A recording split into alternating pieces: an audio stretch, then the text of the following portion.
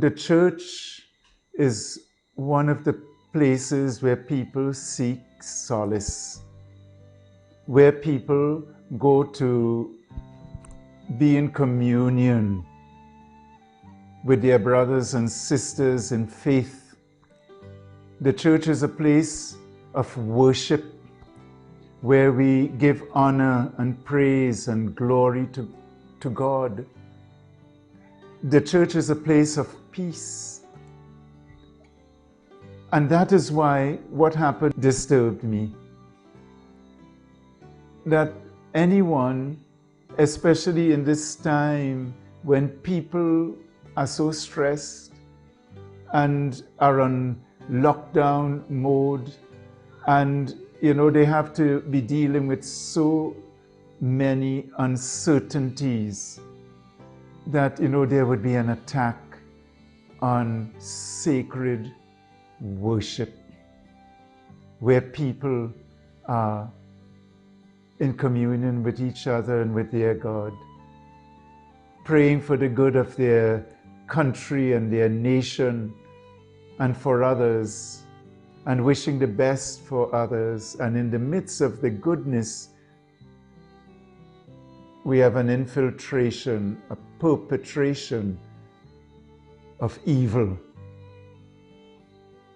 And that disturbed me.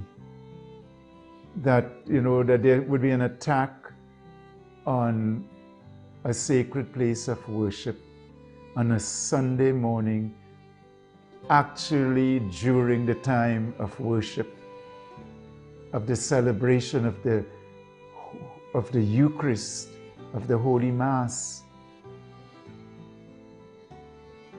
I think it's sad that such a thing should happen in our little country. And this is not the first time. If he had gone through with his plan, because he had 2 Molotov cocktails in his hands, one in each hand, and he went right up towards the altar, the priest was very quick to realize the possible danger of having the lighted candles, and he blew out the candles quickly on the altar. But why would anyone want to do that? And who knows, maybe there are other relatives of his who were in that church. It is said that the person who perpetrated this crime seemed to have a mental disorder. So he's a person that needs help. And as a church, I certainly would be very compassionate towards him. And I'm sure the church community too would be compassionate towards him. But it is a crime. And he threw Molotov cocktails up at the image of Christ on the outside of the church. And they flared up. If something similar was done inside the church, it could have endangered the lives of worshippers during Mass. So it is a serious offense, a serious matter that needs to be dealt with. I heard that the person is held in custody. Maybe we have another social issue here. Our care, how we care as a society for the mentally ill.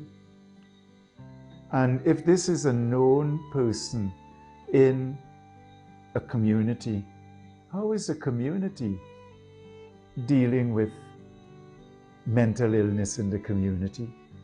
And with this particular person whom I'm told has attempted to do similar things in other churches. So if he's becoming a danger to worshippers in various churches now, then that needs to be addressed. One of the other things that, I would be very open to is to meet with the Rastafarian community. Even though the community has, disassociated itself with the crime that took place on Sunday in our church. But, I think probably it's time that we met and had some dialogue so that there'll be better understanding.